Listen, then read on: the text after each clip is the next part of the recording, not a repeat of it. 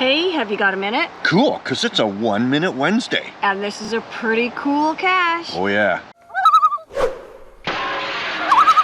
It's a Switchboard geocache. With a dial-up phone. Yeah, so dial up. You got to dial up the operator to get instructions. Hello, this is Ross from Monsters Incorporated.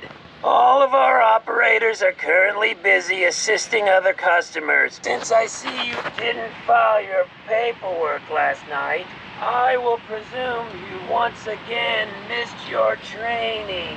So after she harangues you for a while, she tells you exactly what you need to do. To unlock the library, plug the 5 black cords below the phone into the 5 jacks above them. A number will then display, indicating how many of the cords are in the correct location. Once you get them all correct, it opens up and the TV hotel is there for your glory. Then you have to find the actual cache, the logbook. And we found the right book and signed us in. Cache Canada.